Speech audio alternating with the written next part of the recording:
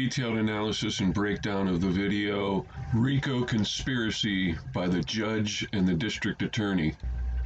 Yeah, I've read some of the posted comments that this is not RICO, racketeering, influenced, corrupt organization. Respectfully, I disagree.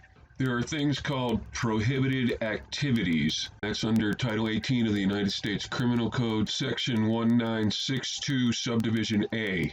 So you got to understand the judges, the district attorneys, even the counties, they generate money. They generate income, either directly or indirectly, from this racketeering activity, as well as through collection of unlawful debts. One of those elements is mail fraud. You have to allege one of the overt predicate acts of RICO in order to state a RICO claim, whether it's civil or criminal. Now you have to understand, every month they sent me a bill for this child support using the U.S. mail. That's mail fraud because it was an unlawful, illegal debt. Let's watch some video, shall we? This is case number 375134-4, County v. Alexander. Mr. Alexander and Mr. Falkowski are both present. This matter was calendared by the court following the decision of Judge Kahn in Tulare County on a 170.1 disqualification. In the event I'm wrong, I would like a minimum of 2 days to prepare a 170.1 A6C challenge for cause against each and every judge in the Fresno County Superior Court system. California Code of Civil Procedures 170.1 A6C. It's called a challenge for cause. If you file a challenge for cause against a judge, they have to answer that. If you then disagree with their answer, it has to get sent to another judge in a neighboring county for adjudication. Following the decision of Judge Kahn in Tulare County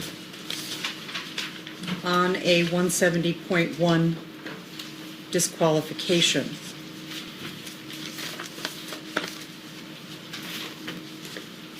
I've just reviewed the file, and there's a procedural issue that we need to get sorted out before we can proceed any further. This is why you need to know procedure. From a procedural standpoint, I filed a motion to dismiss the contempt, and I filed a motion for a new trial. Now let's go back to the other video for a minute. Remember Bailiff Tom bringing over the stipulation? Oh, if you don't sign it, the court can't hear your case. And then you heard the judge saying, without a stipulation, she can't proceed. Let's sign this first. I'm sorry, sir, I can't do that. Can't hear the case, sir. Mr. Alexander, you know I can't proceed without a stipulation. Of course I know you can't proceed without a stipulation. And Mr. Alexander has stipulated to this court hearing the contempt. What? Mr. Alexander has stipulated to this court hearing the contempt. See, they originally filed the contempt citation in like 1994, and I signed a stipulation in 1994 for them to hear the contempt. What was that? For March of 1996. And Mr. Alexander has stipulated to this court hearing the contempt. The contempt was actually filed in like November or December of 1994 with the original hearing date of March 1995. This went on for like 4 years, and they were no further out of the starting blocks than when they started. So what appeared to be a simple contempt proceeding wasn't so simple after all, as you can see. Okay, now something doesn't work here. She just said the contempt was originally calendared for March 1996. If that's true, then how can what she says next be true? Mr. Alexander subsequently filed a motion to dismiss the contempt and a motion for a new trial. Those matters were calendared for October the 23rd, 1995.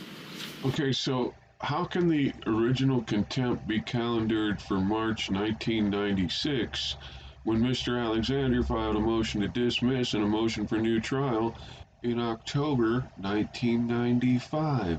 It doesn't make sense. Now, I like to think I'm pretty good, but I can't calendar motions for something that hasn't even happened yet. She's absolutely correct. You have to stipulate for a commissioner to hear your case. I stipulated so she could hear the contempt proceeding, But then I filed the motion to dismiss the contempt and a motion for the new trial, but I didn't stipulate to let her hear the motion to dismiss the contempt or the motion for a new trial.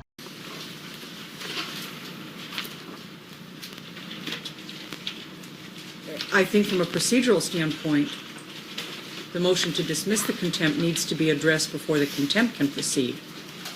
And that's why you go to law school, ladies and gentlemen, so that you know a motion to dismiss contempt must take place before an actual contempt proceeding. And if contempt is based on a previous trial court's order and you do a motion for a new trial, then you have to hear that matter before you can actually determine whether or not there's an actual contempt. And so I would like to get your thoughts, Mr. Falkowski, Mr. Alexander, on whether or not this court can take up those matters first. And just like in the October 1996 hearing, I was the moving party. I filed the moving papers to bring us to court.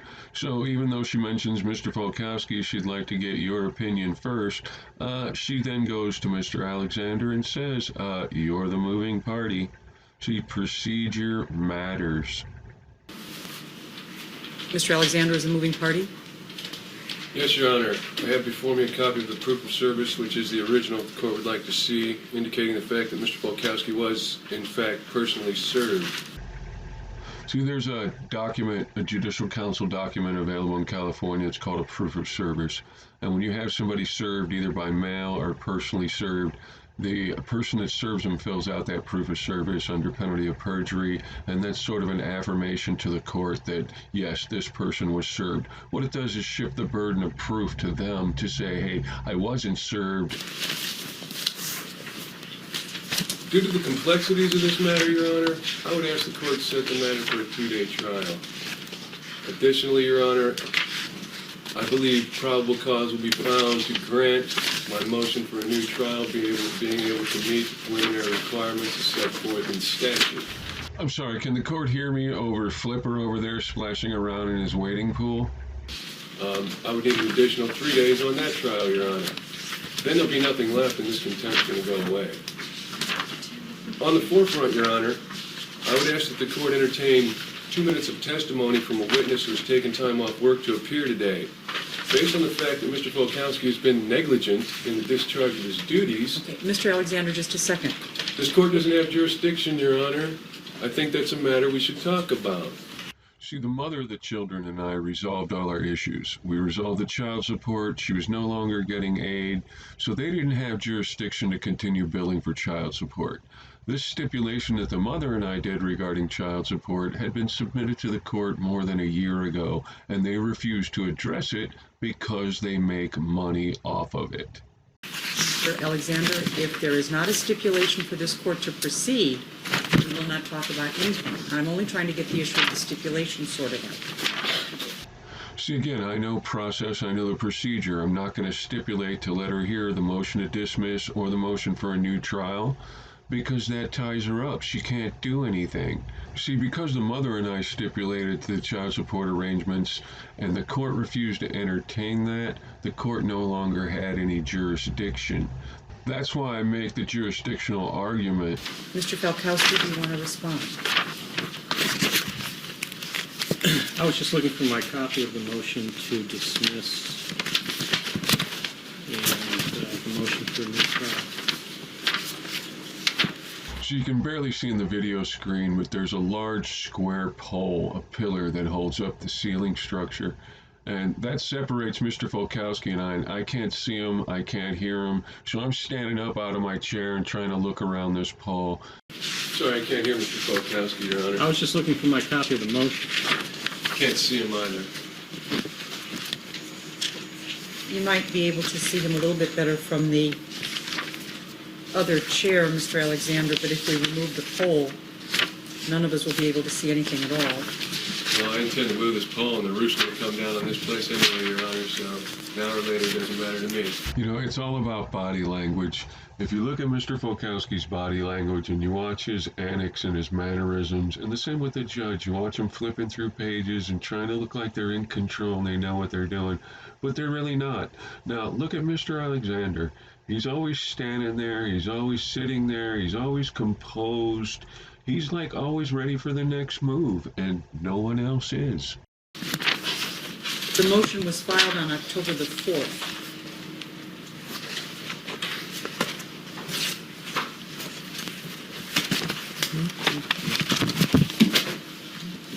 Well, if there's no stipulation of this court hearing it, I believe it has to go across the street.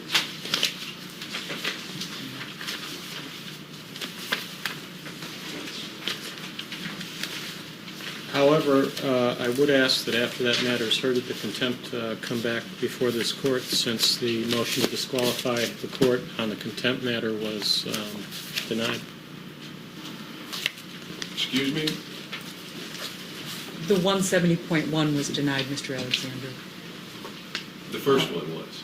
See, all you got to do is have a reason, or what's called cause, in order to file a challenge for cause against a judge. It's a procedure written into the rules, and I employ it whenever it's appropriate. Okay. That's correct. That's the only one that I have at this point. Would you get me a date for a 2-day trial?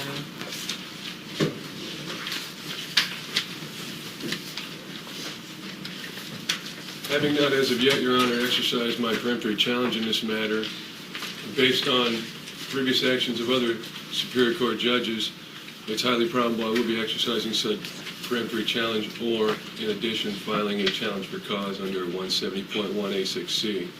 So I'd like to know what we're going to do, or who we're going to go see before we proceed. See, there's also a thing in California law called a peremptory challenge.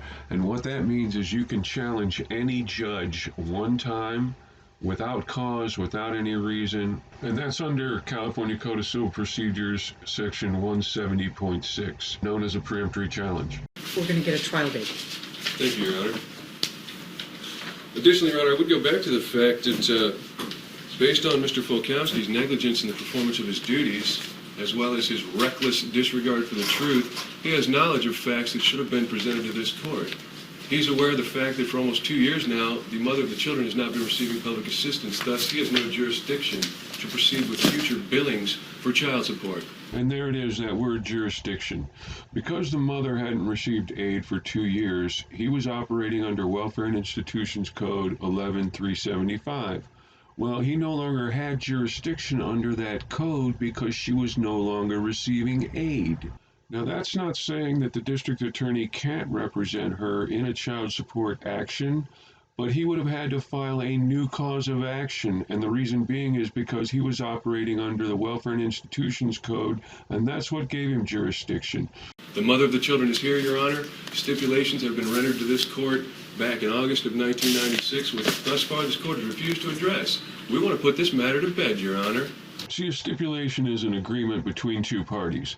The mother and I had a stipulation, and they didn't want to recognize it, but she wanted her stipulation so she could hear the case. Mr. Alexander, as I've explained, if there is no stipulation today, there is nothing I am going to address today. Goes to the fact of the contempt proceedings, Your Honor, and he intends to future bring contempt proceedings. I feel it's quite within the court's realm. Note the body language again. Folkowski's flipping pages, the judge is flipping pages, and then Folkowski calls up his investigator saying, hey, the mother's out there, go find her, go find her. And you see the guy looking around, they're trying to point her out. Get her back on our side. It is certainly within the realm of the court. It is outside the jurisdiction of the court without a stipulation. We'll get you a trial date for the motion to dismiss the contempt and the motion for a new trial to be heard.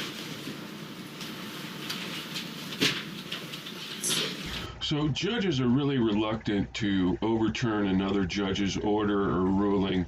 So I tell her she should send this back to the guy that made the illegal order with Mr. Folkowski. Would be my understanding, Your Honor, the proper person to hear this would be the judge Who enacted the illegal order to start with? Franklin P. Jones, who Mr. Polkowski is involved in with a RICO conspiracy to commit fraud, grand theft, extortion by way of perjury, acting under color of law. So let's go put this back where it all started so we can put an end to it. Ouch. There you have it. Allegations of RICO, racketeering influence, corrupt organization, conspiracy by Judge Franklin P. Jones and Mr. Falkowski. See, you gotta understand RICO. It has what's called an overt predicate act, and every month they mailed me a bill for this child support was mail fraud. First date available would be in Department 73. Before Judge Austin, any argument that it should be transferred to Judge Jones can be made to Judge Austin, and the first date available would be May the 15th. So I'm thinking it's about time for a good one-liner. Is that clear on your calendar, Mr. Alexander? Your Honor, to deal with issues of corruption, I clear my calendar. That would be May 15th at 9 o'clock in Department 73. Okay, now pay attention here because the judge once again comes to the aid of Mr. Falkowski, giving him well, if you don't show up, so somebody else can show up for you. Is that the judge's job? No. What does that tell you about the association and the relationship between the district attorney's office, Mr. Falkowski in particular, and Judge Cisneros? See, the judicial standard for a judge is to avoid even the appearance of impropriety. A judge is not supposed to exhibit bias or prejudice or show favoritism to one side or the other. Mr. Falkowski, is that date clear for you? I'm not Someone sure. someone can cover it. Somebody from from your the office. office can cover it. Well, I'm damn sure asserting my objection to that. Mr. Falkowski started this, and we just want to hand it off to somebody else. And what's with the judge there? Somebody can handle it. That's inappropriate. Your Honor, I would voice my objections at this time. Mr. Polkowski has brought about these illegal proceedings. He should follow the ball. If the ball goes flat and loses all its air, he should be the one left without a toy to play with, not somebody else. I have to tell you, I have no idea where that came from. That came just right out of thin air, including the hand gestures and the motions. It's just some things are unnatural. It's not just what I say, but it's the delivery. You know, a lot of judges would threaten you with contempt for saying something like that. Usually I'll say, no disrespect to the court, and then I'll say, and yes, it is true. I do get admonished by judges quite often. Mr. Falkowski, is that date clear for you? I'm not Someone sure. someone can cover it. Somebody from from your the office. office can cover it. Your Honor, I would voice my objections at this time. Mr. Polkowski has brought about these illegal proceedings. He should follow the ball.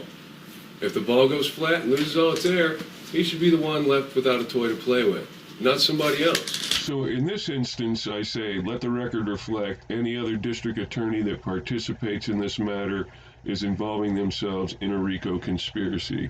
And that way, anybody else who decides to show up, well, you better know what you're stepping into. You better have boots. Now, I would like the record to reflect any other district attorney that participates in this matter is involving themselves in a RICO conspiracy to commit fraud, grand theft, and extortion. The I've record- made that clear for the record. Not somebody else. Now I go into, I'm renewing and reserving my England Jennings reservation on the record. What does that mean? That means what I know they're doing is unconstitutional and illegal. I know they're conspiring with each other and they're committing RICO. So I do what's called the England Jennings reservation, and I say I hereby reserve on the record my right to try issues of federal question or constitutional claims violations in a federal forum. That simply means when you people are done muddy in the water, I'm going to sue you in the U.S. District Court, and this reservation is an absolute. I got a ruling from the Ninth Circuit U.S. Court of Appeals on this issue back in the mid-90s. The Ninth Circuit ruled it is an unequivocal reservation, meaning it has no equal. Furthermore, Your Honor, I would reserve and renew my Jennings reservation, reserving the right on this record to try issues of federal question, constitutional claims violations in a federal forum. So here are some of my favorite words in baseball. Let the record reflect, or I want to note for the record, And that's an important thing, because if you don't say on the record, I object, or you note something on the record, you can't raise that issue on appeal. So those are some pretty powerful words. I object. I object, Your Honor. Objection for the record. The record will so reflect, Mr. Alexander. Thank you, Your Honor. And those are even more powerful words. The record will reflect. Thank you, Your Honor. This matter is set for a 2-day trial on the motion to dismiss the contempt and the motion for a new trial, May the 15th at 9 o'clock in Department 73. If the motion to dismiss and the motion for a new trial are denied, the contempt will come back to this court. Now that's a little presumptive for this judge. She should know me better than that, because I tell her that's in the event I don't file a writ or an appeal or a challenge for cause, or, I got all kinds of lawyer tricks up my sleeves. Hey, I didn't write them. I just learned how to use them. Thank you. That would only be in the event that I don't file an appeal or a motion for a writ, Your Honor. Certainly, sir. Certainly. I feel like I just took him through a Three Stooges episode. Certainly, Your Honor.